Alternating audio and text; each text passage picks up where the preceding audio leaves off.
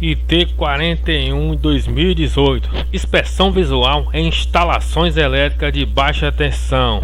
Olá, eu sou o soldado Ronald do Corpo de Bombeiros do 15º GBM e estamos iniciando a nossa primeira videoaula de uma série de 3 videoaulas sobre inspeção visual em instalações elétricas de baixa tensão. Vamos lá, pessoal, vamos começar.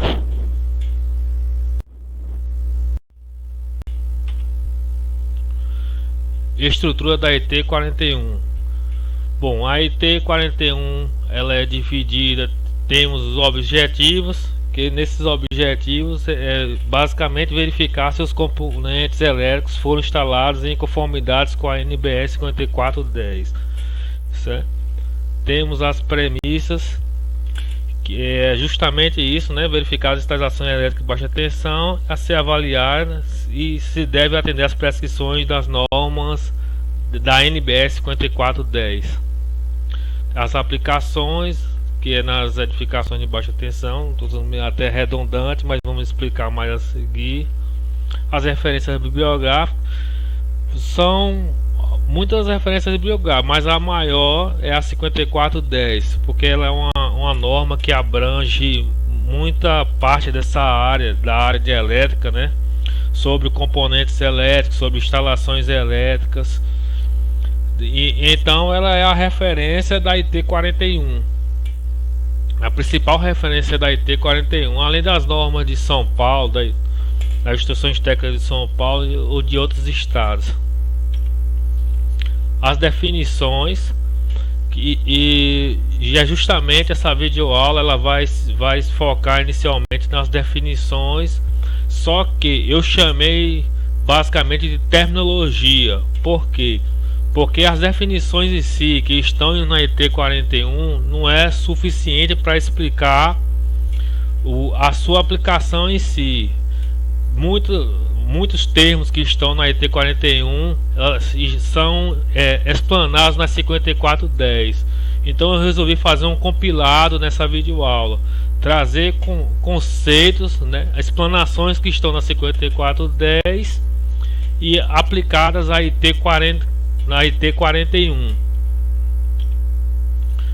Bom, esse aí é o tópico ponto 6, né, o item 6, que é a inspeção visual na instalação elétrica em geral. Aqui é justamente aonde ela vem trazer as diretrizes, né, o que é que a gente deve verificar nas edificações de baixa tensão. E o tópico 7 é a inspeção visual na instalação elétrica do serviço de segurança contra incêndio. É a gente verificar as instalações elétricas dos circuitos elétricos direcionados à segurança contra incêndio, como por exemplo sistemas de alarme, sistema de hidrante, de sprinkler e por aí vai. Documentação, que é justamente o anexo R, né, e outras documentações que atribui responsabilidade ao profissional técnico do projeto da edificação.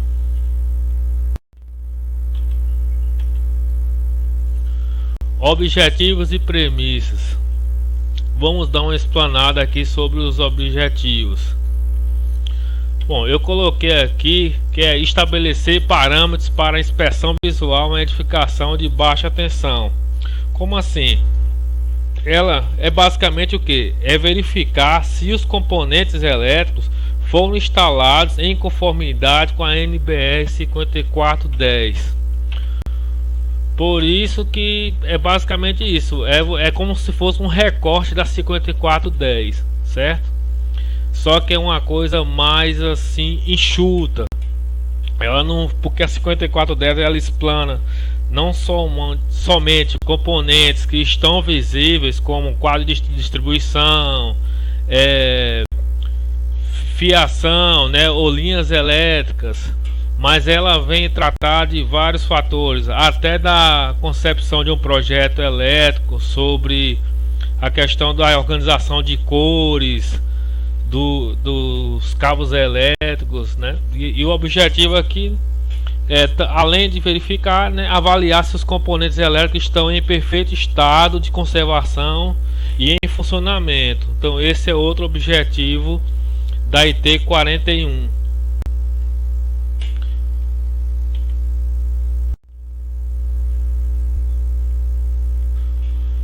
Bom, agora a gente vai começar de fato essa videoaula, né, que é entendendo a terminologia que está presente na IT41. Bom, vamos começar pelas definições e os conceitos. Instalação elétrica. Compreende então como instalações elétricas um conjunto de componentes elétricos que estão interligados da fonte geradora até o seu destino final, que é o consumidor propriamente dito, que são as instalações elétricas de baixa tensão. Por exemplo, então posso dizer que tudo que está relacionado, como por exemplo as linhas elétricas, transformadores, até chegar vamos botar assim, no quadro de distribuição, e aí passar pelo circuito de iluminação residencial, predial, que seja, tudo isso aí compreende como instalação elétrica. Bem, agora como a IT ela fala sobre instalações elétricas de baixa tensão, então devemos então definir o que é baixa tensão, até que faixa podemos considerar como baixa tensão, certo? Então aqui podemos classificar, a classificação das instalações elétricas é de baixa tensão, compreendendo a um valor de 1000 volts, né? Isso aqui, esse UN aí significa valor nominal, ou é a tensão nominal, né? Que é até 1000 volts, que é fonte alternada, porque a gente sabe que a corrente ela é dividida em corrente alternada e corrente contínua, né? Isso aí é um conceito elétrico básico. Enfim, não é o nosso objetivo aqui não é explanar isso aqui, né? Tudo que desses conceitos básicos já falei na videoaula anterior. E aí continuando,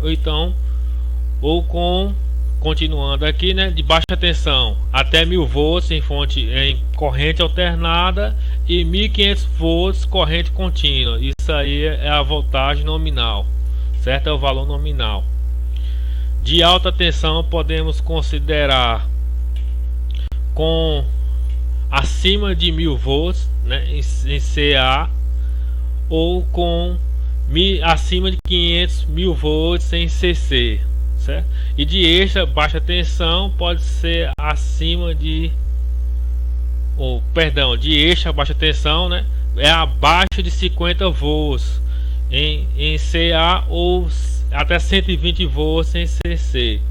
Extra baixa tensão, isso aí é um conceito interessante, porque vemos em normas como iluminação de emergência a tensão máxima que a luminária deve ter. E aí a gente vai verificar que essa baixa tensão aqui é uma faixa segura para contra choque elétrico, né? Geralmente uma tensão até 50 volts possivelmente não vai ter danos com choque elétrico. Por isso esta baixa tensão.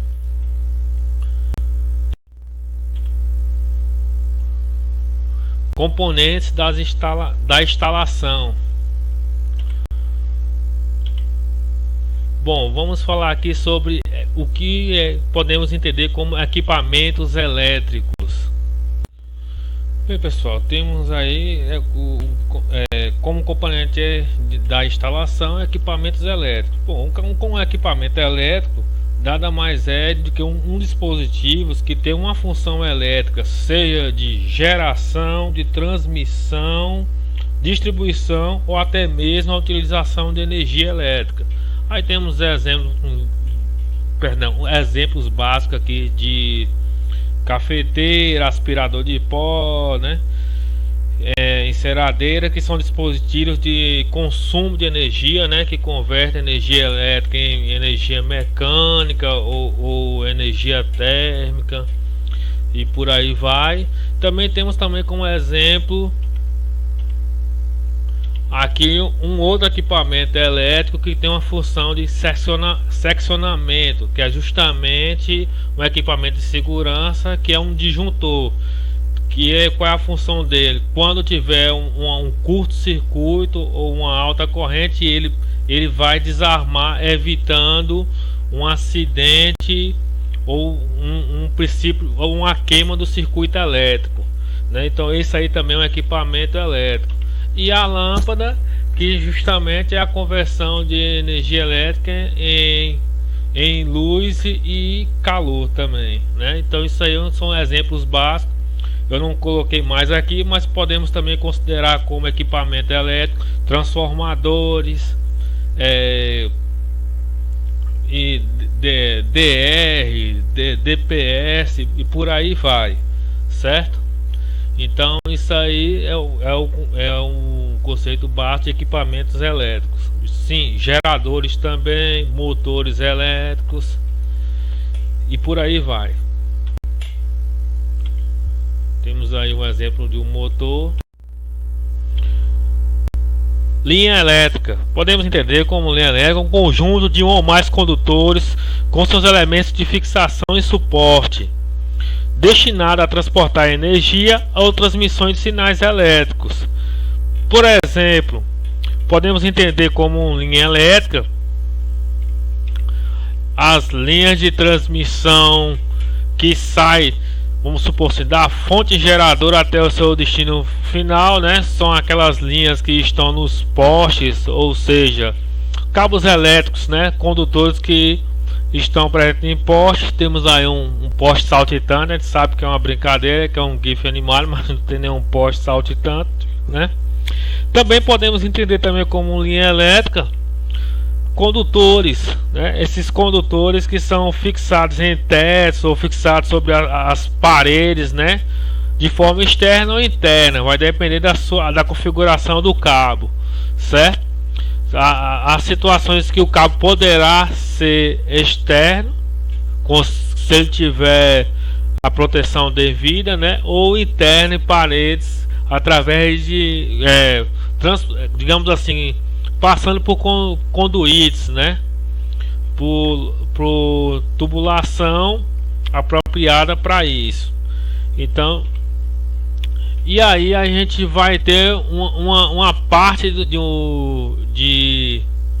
da linha de transmissão, que é esse, bom, como temos aí um barramento blindado, né? Que é um sistema modular de transmissão e distribuição de energia elétrica. Ele auxilia, na verdade, na transmissão de energia elétrica. Isso aí é o que a gente conhece como barramento blindado. Também faz parte da linha elétrica.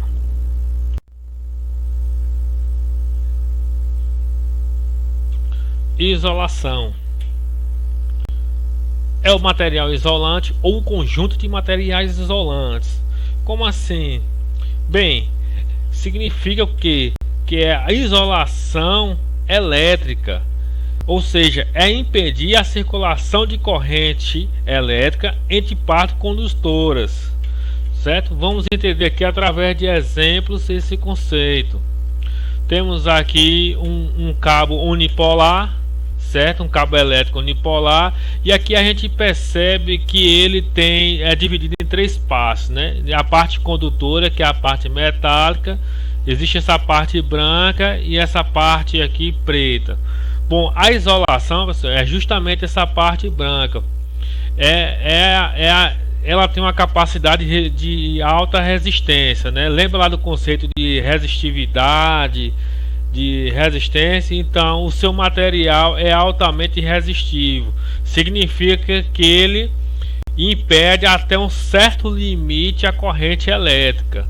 Devemos lembrar aquele conceito de condutividade e resistividade. A gente sabe que bons condutores são aqueles materiais que têm um baixo índice de resistividade e um alto índice de condutividade. E bons isolantes é justamente o inverso. É um material que tem um baixo índice de condutividade e um alto índice de resistividade. Mas como a gente estamos falando de uma faixa de valores, não significa que ele suporte todas as correntes. Vamos botar por exemplo que já que estamos falando de baixa tensão, uma tensão uma tensão comum residencial, ela pode ser 110, né, 220 até 1000 volts, certo? E aí vem uma carga elétrica de um raio. Será que esse isolante vai ser suficiente para impedir um raio? Provavelmente não, se ele não for configurado com essas características. Como um raio provavelmente vai vencer o material dielétrico dele, né? Isso, quando fala de elétrico, estamos falando de isolante, da isolação. Então ele é isolante até um certo limite. Como estamos falando de baixa tensão e esse cabo aqui é projetado para baixa tensão, então ele é um isolante nesses termos. E essa parte preta aqui é para proteger contra as intempéries mecânicas, né? É a proteção mecânica do cabo, né? Essa capa preta aí. Bom, a gente tem aqui luvas. Eu gosto de colocar esse exemplo aqui porque não é que as luvas estão também previstas para inspeção, enfim, né? Isso aqui já é um EPI, mas eu quero ressaltar aqui é justamente essa ideia, porque existe a condução até um certo limite, né? Quando o condutor ele não é um condutor ideal, ele vai oferecer uma certa resistência. A gente viu lá as formas da segunda lei de Ohm, né? E também então o que eu quero ressaltar aqui é justamente isso. Essas luzes aqui, ela tem as configurações dela que ela vai atender a segurança até uma certa faixa de tensão. Se formos trabalhar com uma alta tensão, provavelmente essas luvas aqui não vão servir. Tem que ter luvas apropriadas, porque isso reforça a ideia de que às vezes, eu vou tirar um exemplo por mim, né, pessoal? Às vezes eu sou meio que mentira a fazer experiências assim, a meter as caras para poder aprender.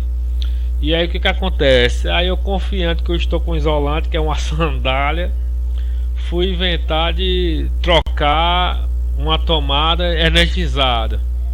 Só que isso aí foi no banheiro lá na casa do meu pai, e aí tava com a sandália meio molhada. E adivinha o que aconteceu? Não deu outra, né? Tomei um choquezinho, confiante que eu estava com um isolante, mas quer dizer, não é bem assim, né? Então você tem que estar com as condições ideais, com o isolante ideal para poder mexer com a energia elétrica, né? E também não é aconselhável você, se você puder desligar o disjuntor, desligue, né? Mas aqui é só para ilustrar essa questão de isolamento, né? Ou de, perdão, isolação. Bom, e aqui é um outro cabo, praticamente aí já é multipolar, porque já quando passa de mais um polo já é multipolar, que tem a capa externa, que é para proteção mecânica, e a interna, que é a isolação propriamente dita. Ok? Cabos elétricos. Bom, os cabos elétricos podemos classificar como um condutor isolado. O que seria um condutor isolado? Seria um condutor dotado, né, da sua parte viva ou da parte que é de energização, a parte condutora, e isolação. Só que sem aquela capa sem aquela cobertura, né, aquela capa de proteção mecânica que não tem uma finalidade de isolação. Então esse aí é um condutor isolado. Podemos também classificar como cabo unipolar. Então este cabo ele já tem a parte de isolação, né, e a parte da proteção, que aqui está como isolação nessa faixa, mas na verdade é a proteção mecânica, né, sem a finalidade de isolação. Então esse aqui é um cabo unipolar.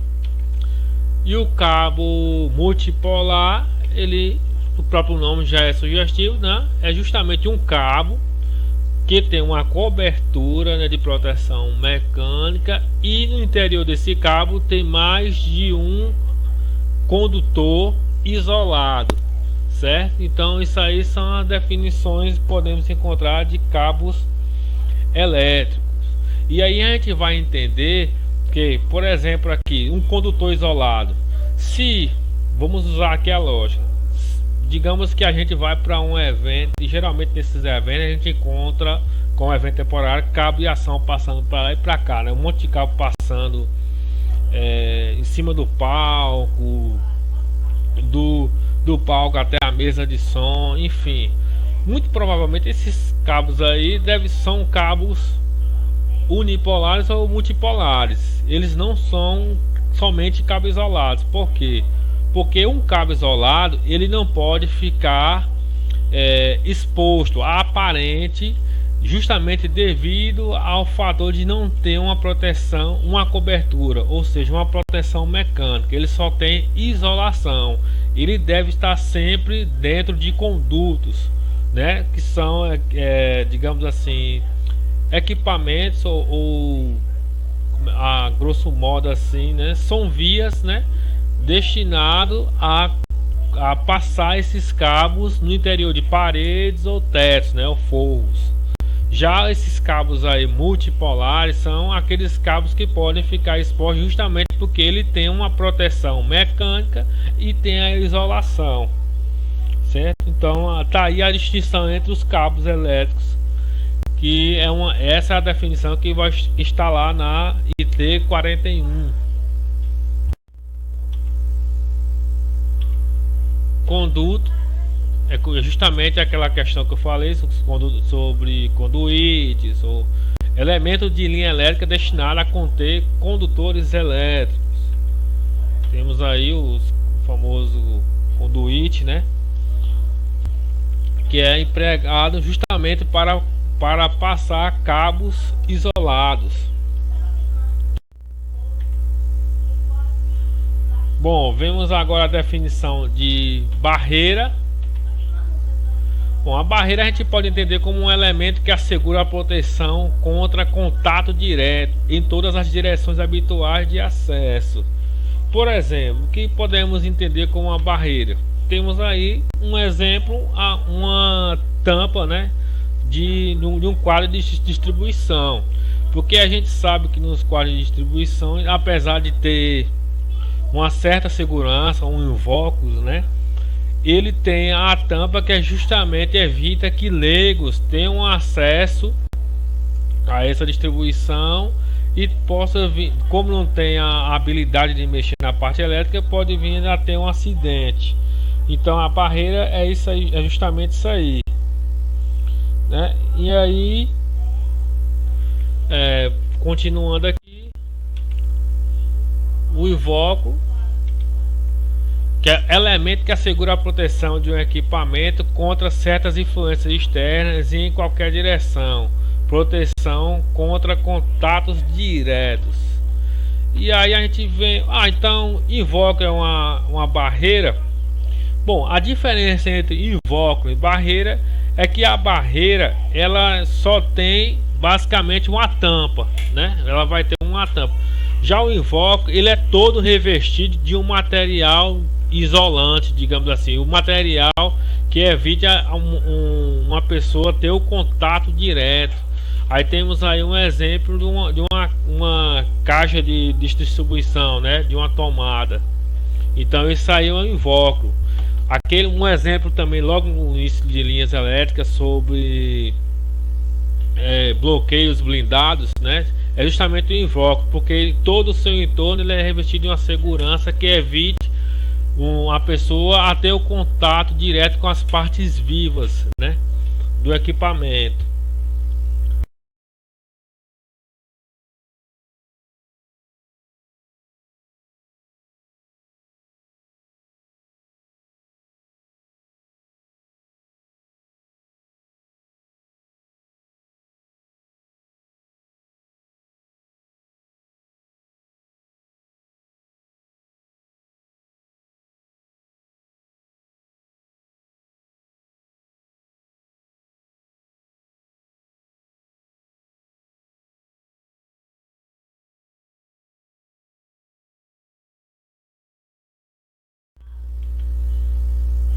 Quadro de distribuição. Bom, pessoal, isso aqui é um outro fator interessante desta norma da 5410. Ela traz sobre as questões de como deve ser um quadro de distribuição. Ele deve ser organizado, como a gente vê aqui, todo organizado, todo com a nomenclatura, com a separação dos circuitos elétricos, como circuito de iluminação, ou circuitos de, vamos botar aqui, de automação, por exemplo, a questão das cores dos cabos, porque a 5410 ela traz também essa questão das cores.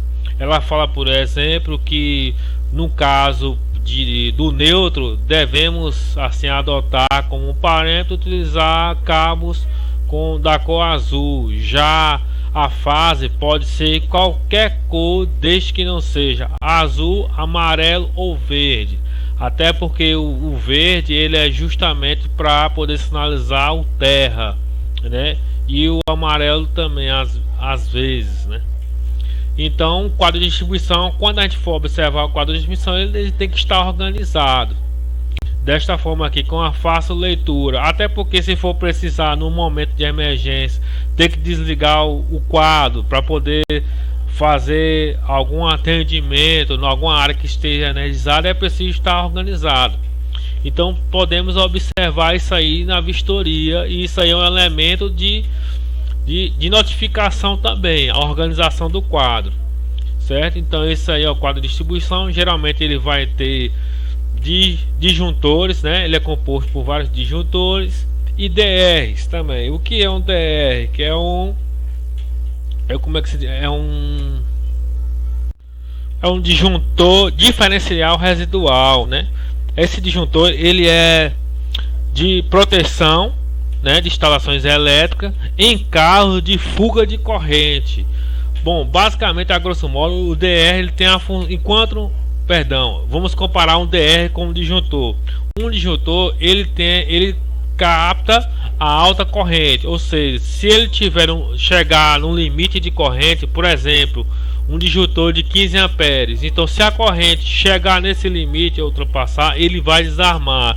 Então ele tem como principal objetivo a proteção contra curto-circuito. Não é isso? Quando a corrente ela vai se elevar ao seu máximo em um circuito elétrico. Já o DR, que é um disjuntor diferencial residual, ele também tem a função de disjuntor de conseguir perceber a alta corrente, mas também a mínima corrente. Geralmente essa mínima corrente é em torno de 300 amperes. Mas por que isso? Porque a gente vai ver que dentro dessa faixa, vamos supor um exemplo. Lógico que não é essa situação aqui o momento, eu vou explicar mais a fundo a seguir o DR. Provavelmente no outro vídeo, que é sobre na parte do item 6, que é justamente na aplicação, né, dessa terminologia e no que devemos inspecionar. Mas voltando aqui, o DR ele vai perceber a mínima corrente, ou seja, se tiver uma fuga de corrente, por exemplo, uma máquina de lavar, digamos que a pessoa vai lá e aí tem uma falha elétrica, que eu vou explicar também neste vídeo aí do que é, e aí é energizada a máquina. E aí se uma pessoa tocar na máquina e tiver com os pés no chão, vai haver o que? A passagem de corrente elétrica, que é o choque. Então quando ele perceber essa passagem de corrente, ele vai desarmar, evitando que a pessoa tome aquele choque maior, né?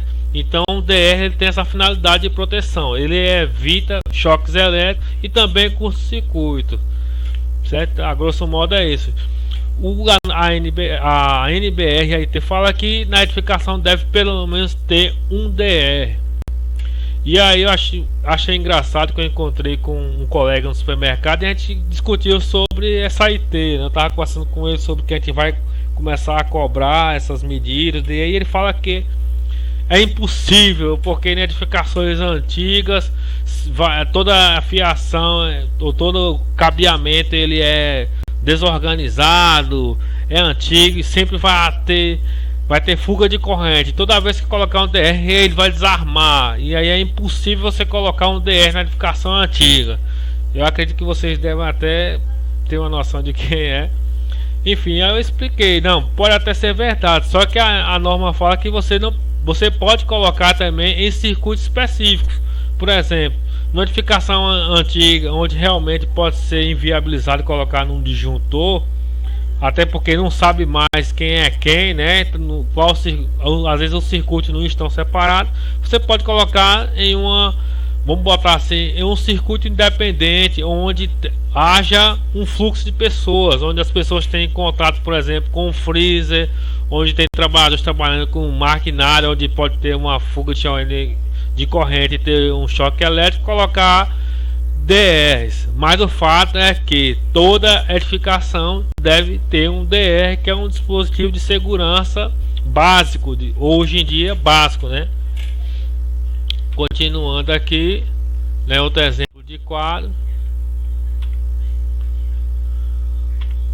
Choque elétrico. Bom, o conceito de choque elétrico. Bom, é um conceito que a gente já viu na outra videoaula, mas vamos reafirmar aqui que é o efeito patofisiológico resultante de passagem de uma corrente elétrica através de um corpo. Né? O seu corpo ele serve de um condutor para a passagem de corrente elétrica entre a parte viva, ou seja, a parte energizada, até a Terra. Né? Então, o choque elétrico é justamente esse efeito fisiológico. Temos exemplo aí da gravura, eu acredito que todo mundo sabe o que entende que é choque elétrico. A grande novidade, não, perdão, para os que não entendem de eletricidade, é a questão qual é a tensão mínima ou máxima para um choque elétrico. Máxima é acima de 120 volts, em corrente alternada, você já pode considerar um choque elétrico ofensivo, que pode ser até um choque fatal, né? Então, tensões menores que 50 volts que eu coloquei aqui, mais 50 volts em corrente contínua, 50 volts em corrente alternada e 120 volts em corrente contínua, são considerados como inofensivos. Eu não quis colocar aqui uma situação para a gente analisar interessante de um vídeo que circulou na internet. Eu acredito que muitos devem ter visto esse vídeo de um rapaz que está na sua residência escutando som, e aí ele vai até o carro e aí é filmado, né? É filmado no momento que ele vai pegar o celular que está possivelmente carregando lá no carregador do carro, e aí ele toma um choque e morre desse choque no carro. E aí circulou pela internet como se ele tivesse morreu desse choque elétrico proveniente do carro, né, do veículo do carro. Só que qual é a tensão do carro? Qual é a tensão de uma bateria? É 12 volts em corrente contínua. Então, teoricamente, não seria impossível ele morrer desse choque, né? Até porque esse choque seria impossível. Mas o que é que acontece? Percebemos no próprio vídeo que existe um fio que está interligando, né, entre a residência desse e o veículo. Possivelmente é uma fonte, né, automotiva que esteja ligada para poder não consumir a bateria. E aí possivelmente ele tocou nesse fio e esse fio estava tocando digamos assim, a massa do carro, né, a parte metálica do carro. Então energizou o carro. Então quando ele tocou na parte metálica, ele serviu de terra, e aí a corrente que estava ali circulando na parte metálica do carro passou pelo corpo dele até o terra, e aí ele tomou esse choque elétrico, né? Então a gente sabe aí, então entende que tensão menores que 50 volts em corrente alternada, né, possivelmente é inofensivo para uma pessoa humana, e 120 até 120 volts em corrente contínua também, certo? Então, por isso, mais uma vez, é que quando a gente vê em iluminação de emergência, é aquela questão de uma luminária ser até 30 volts, né? É justamente para dar essa mais de segurança para o combatente, né, do fogo, o bombeiro que chegar lá e quando for combater não tomar choque elétrico, já que a luminária vai estar sendo acionada, né, quando cortar a iluminação da concessionária. Bom, agora temos o aterramento. O aterramento também é um outro dispositivo de segurança fundamental para a eletricidade hoje em dia, que não dá para abrir mão, seja de edificação antiga ou nova, não dá para a gente abrir mão, porque realmente ele é o que vai evitar maiores acidentes, né? E basicamente o aterramento é uma ligação, né, intencional com a terra realizada por um condutor ou por um conjunto de condutores enterrados no solo. Como assim?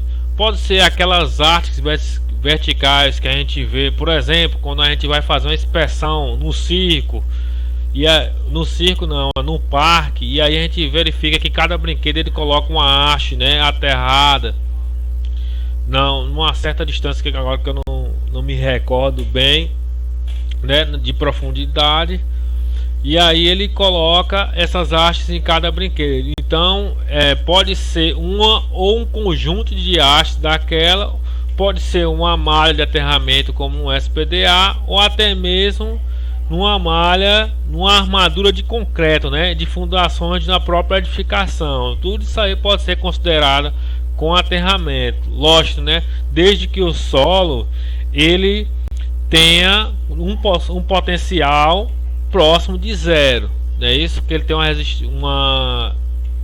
o potencial elétrico dele próximo de zero, como a gente viu o conceito sobre o referencial lá no vídeo de conceitos básicos, né, da eletricidade.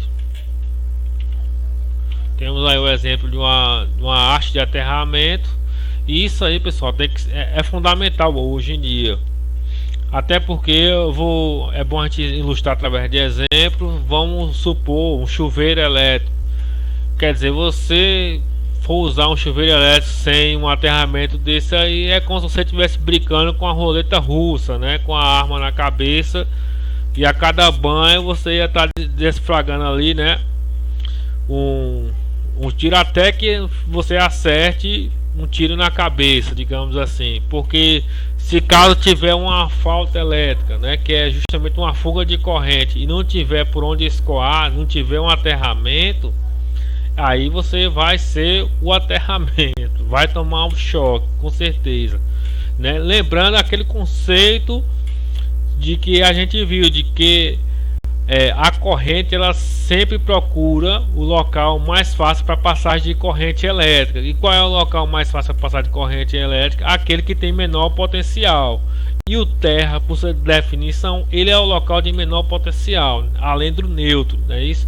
Então, quando houver uma falha elétrica, então, se tiver um aterramento, mesmo que essa falha elétrica, ela vai escorrer pelo aterramento e você vai se livrar de tomar um choque, ou pelo menos toda a carga daquele choque, né? Porque se você pode até tomar um choquinho ou outro que vai estar molhado e vai diminuir a resistência do seu corpo, mas como tem um aterramento, a maior parte da corrente vai escoar pelo aterramento. Então o aterramento ele é fundamental, não dá para excluir essa hipótese, porque é uma edificação antiga que não dá para colocar mais.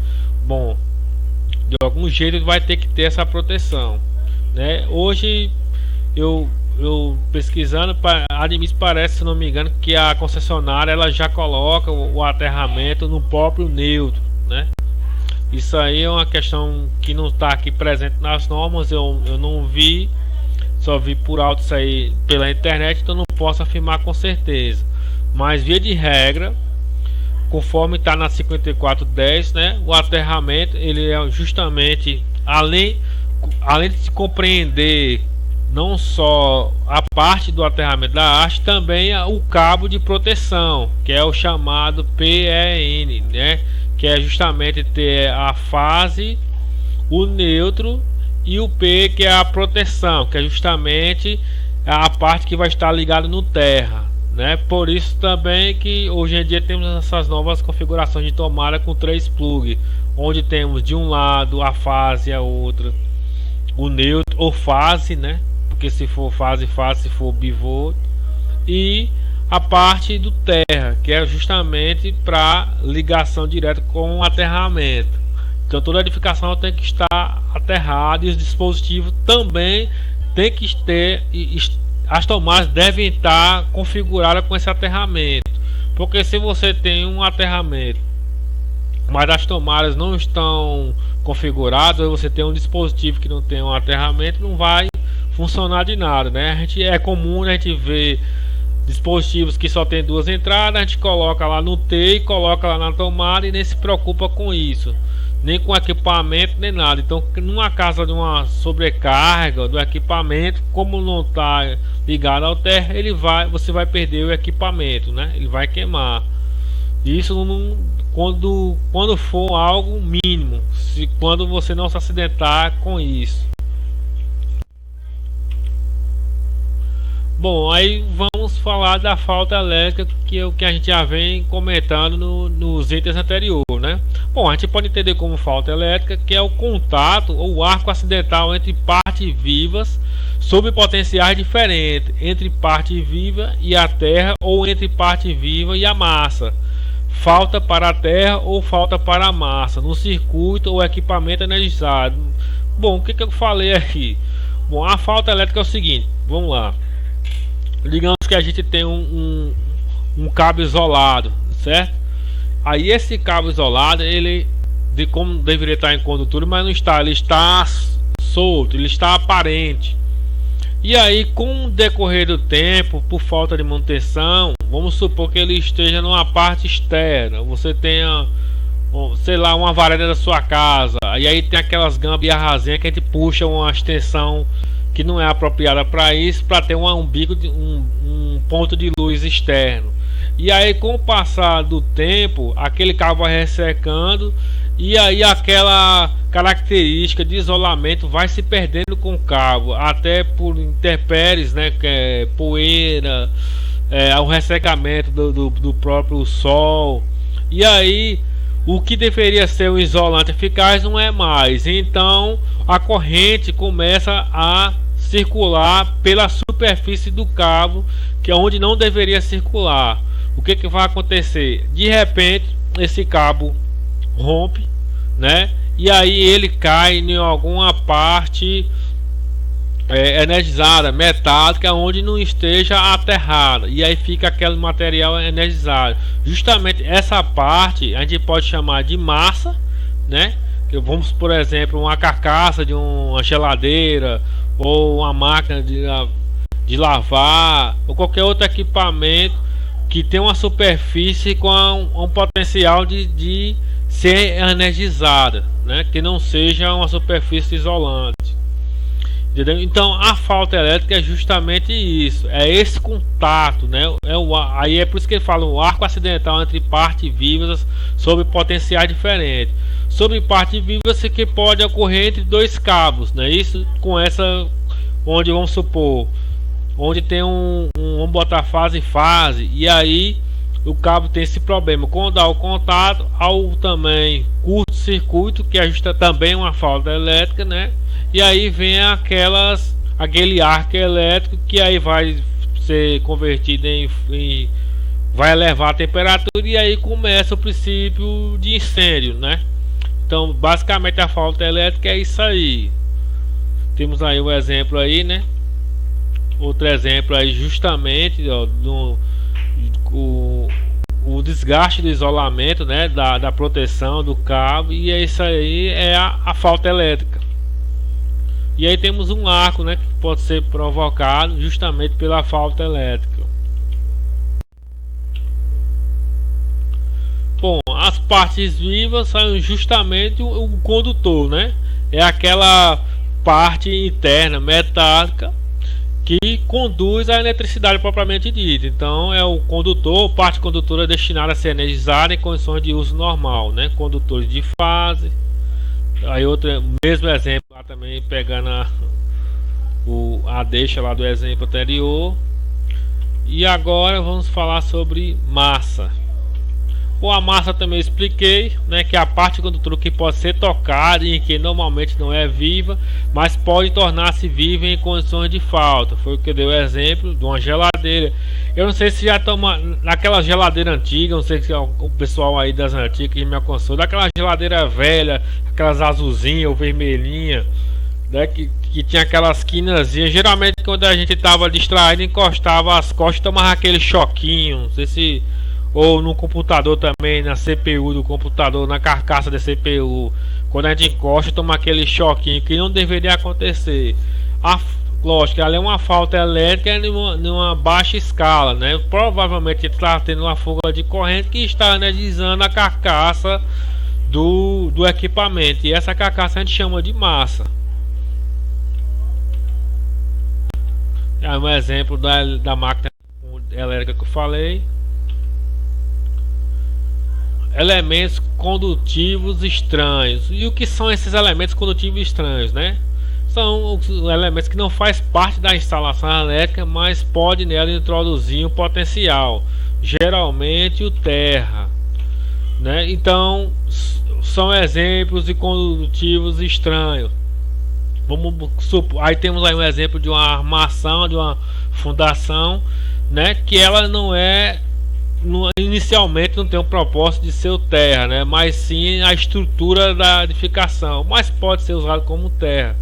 Outro exemplo também é tubulação metálicas da edificação, que também pode ser utilizados para interligar o aterramento, né? E facilitar e reforçar a proteção do terra.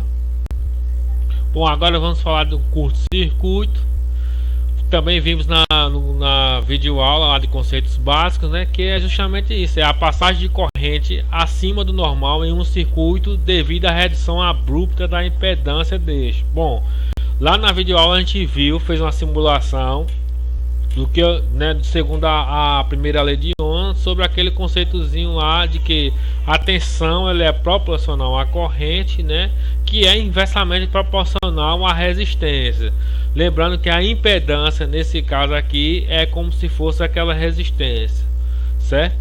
Porque a gente sabe que em corrente alternada a gente vai ver elementos capacitivos e resistivos e aí tem aí você usa o termo impedância, né, para esses elementos que também tem efeitos resistivos, né, de impedância. Mas voltando aqui, né, temos lá na primeira lei de Ohm que temos a tensão é igual a corrente dividido pela resistência. Então o que acontece? À medida que a gente vai reduzindo aquela resistência próximo de zero, a gente vai elevando a corrente, não é isso? Ou melhor, digamos que temos corrente, né? Perdão, então a forma assim, corrente é igual a tensão sobre resistência. Então, à medida que a gente vai reduzindo a resistência próximo de zero, como 0,0001, vamos ter uma alta corrente. Só que a gente sabe que os condutores, eles têm um limite, eles têm uma configuração, não é isso? Então, se um condutor ele é projetado para suportar até 700 volts, ou seja, uma corrente em torno aí de 10 a 15 amperes, você vai ter uma corrente próxima, vamos botar aí de 60 amperes, ou 70, ou de 100 amperes. Ele não vai suportar, ele vai torrar na mesma hora, entendeu? Então esse aí é o conceito de curto-circuito.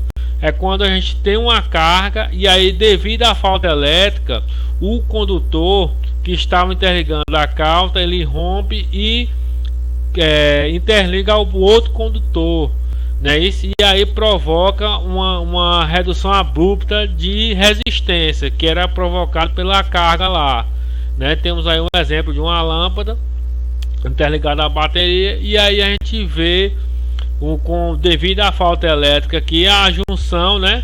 Um curto entre os dois condutores, provocando aqui no incêndio, né? Entendeu? E é por isso a importância lá do disjuntor. Como o disjuntor tem a projeção devendo da característica do circuito entre 15 e 20, né? Por aí vai a amperagem.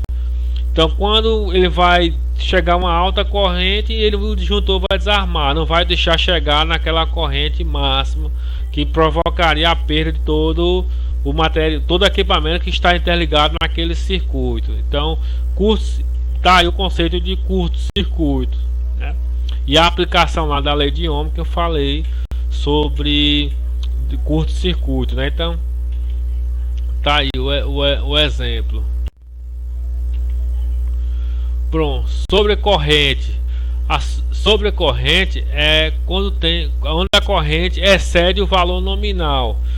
Rapaz, como assim? Como é uma situação de sobrecorrente? Bom, a gente tem aqui, por exemplo, você tem uma tomada lá e aí a gente coloca um Tzinho nessa tomada, certo?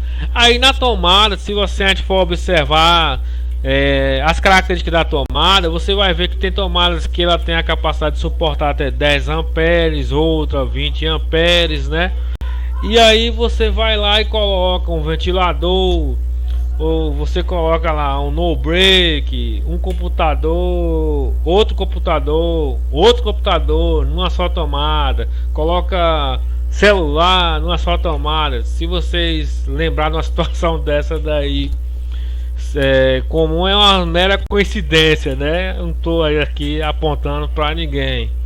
Então, isso aí pode provocar uma sobrecorrente, né? E aí vai ter o mesmo efeito de um curto-circuito, de sobrecarregar lá o cabo elétrico, que tem um limite, uma configuração máxima para uma corrente, e aí provocar o desarme do disjuntor com sorte, ou então um princípio de incêndio, né? Então tá aí sobrecorrente, é justamente quando a gente tem um excesso de carga em um determinado condutor ou circuito. Bom, sobretensão já o próprio nome já sugere também, é a tensão que excede o valor nominal, certo? E onde é que a gente vai ter uma sobretensão? Uma descarga termosférica, por exemplo, né, pode provocar sobretensão. E aí vai entrar aquela questão do DPS, que é o dispositivos contra surtos elétricos, que é justamente ele é parecido com o DR, onde o DR vai detectar as mínimas correntes, fuga de corrente em torno de 300 mA e vai desarmar. O DPS ele tem essa mesma finalidade, só que é com a tensão e com a alta tensão. Digamos que um DPS ele é configurado para suportar até 300 amperes. Já para sua casa, se for 1000 volts, lá, for 220, um exemplo.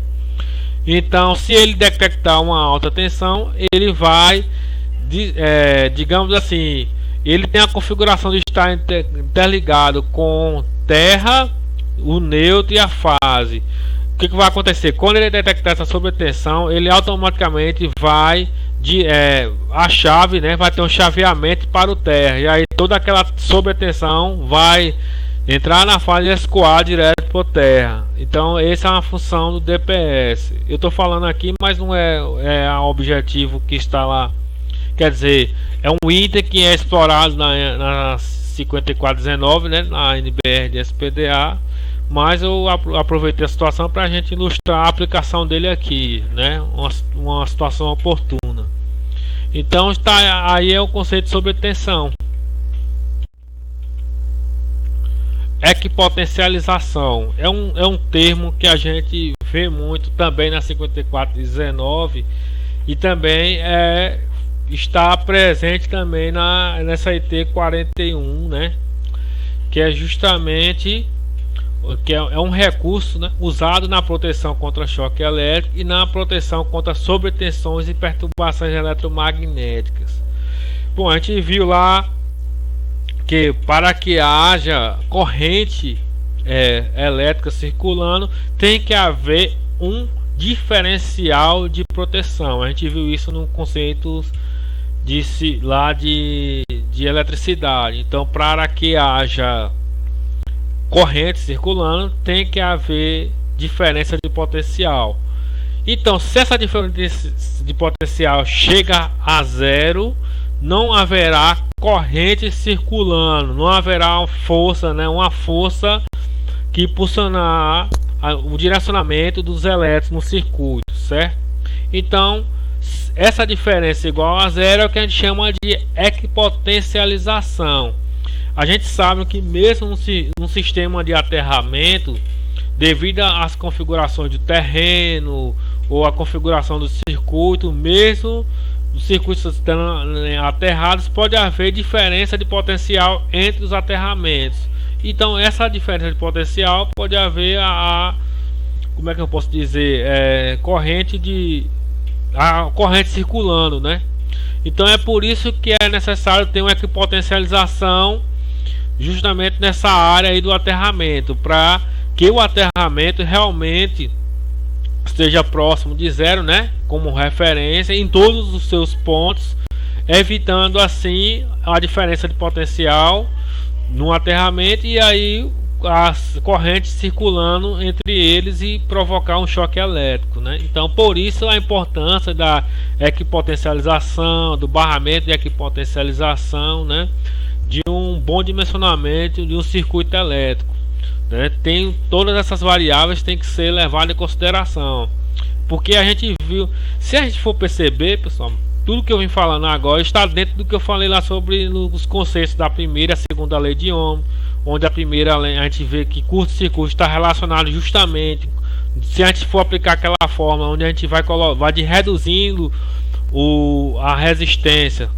né, próximo de zero, e aí vai elevando a uma corrente absurda, e essa corrente, a gente sabe que a corrente, uma alta corrente circulando em um condutor que também vai ter uma resistência, vai provocar um superaquecimento que vai provocar um incêndio, né? A mesma coisa a gente viu também que para que haja a corrente circulando tem que haver uma diferença de potencial.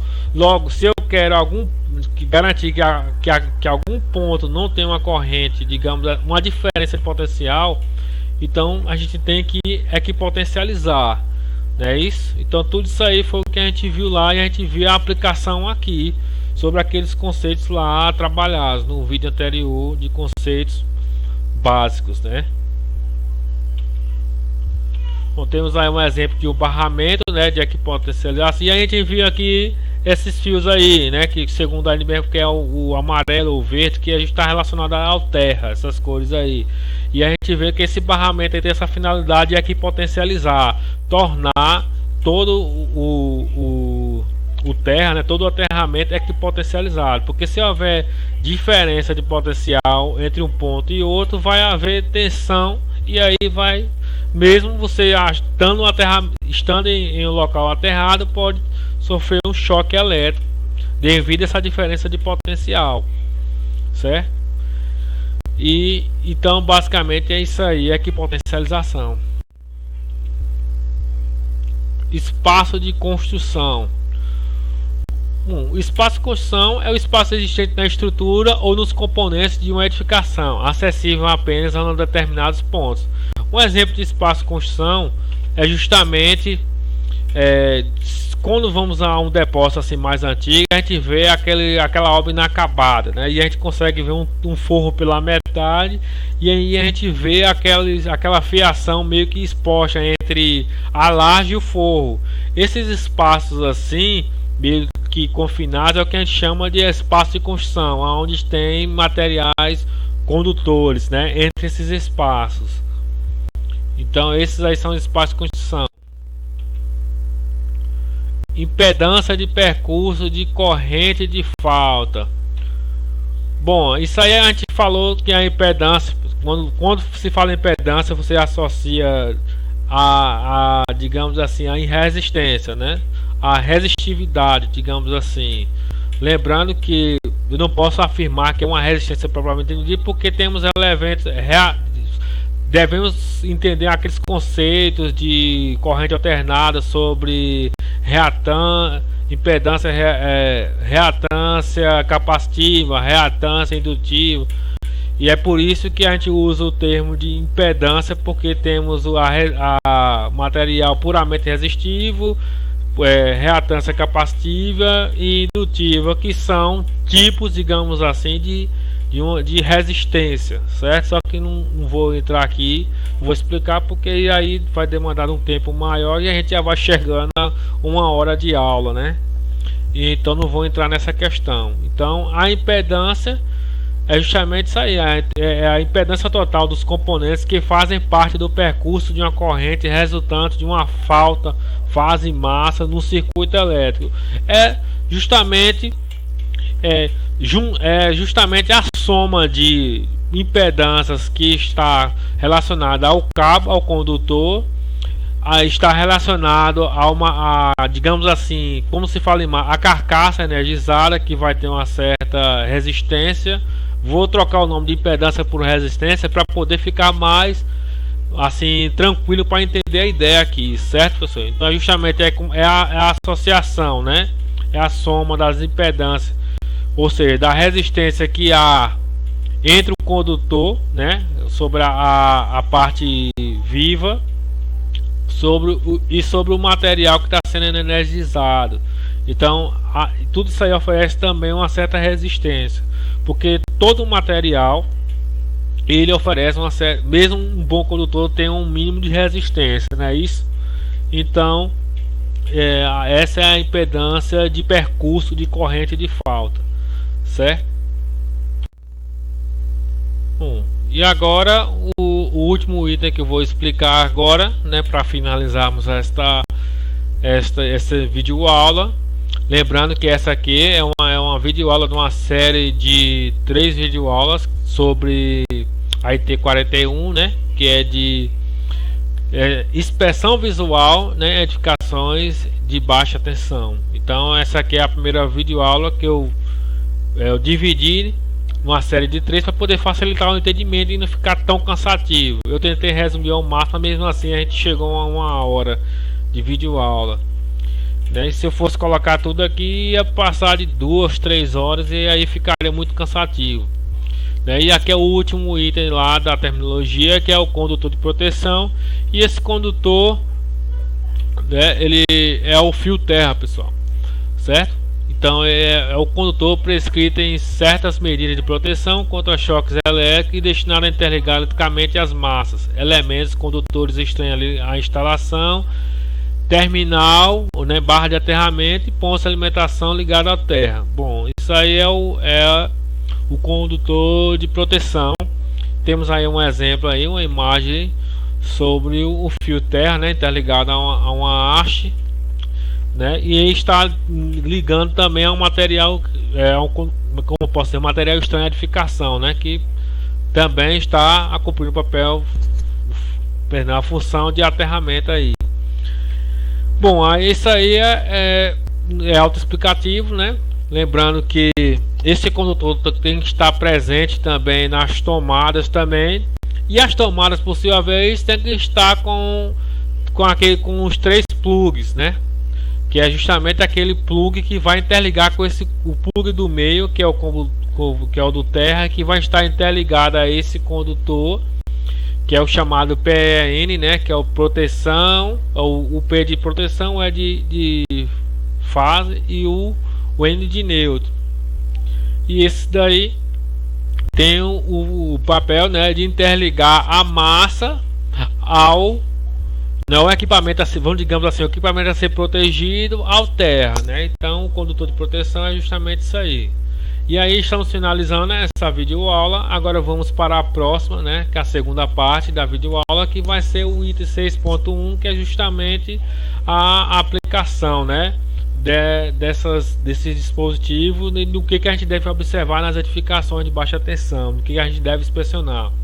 Lembrando que a próxima videoaula eu tentei fazer um pouquinho diferente. Em vez de a gente colocar assim conceitos e sair falando, eu quis colocar como se fosse um estudo de caso, onde a gente vai fazer uma vistoria no supermercado e a gente vai olhando o checklist do que a gente vai verificando, o que devemos verificar na edificação, e dentro desse checklist a gente vai linkando com os itens da norma e vai tentando fazer uma coisa mais dinâmica para não ficar tão cansativo, pessoal.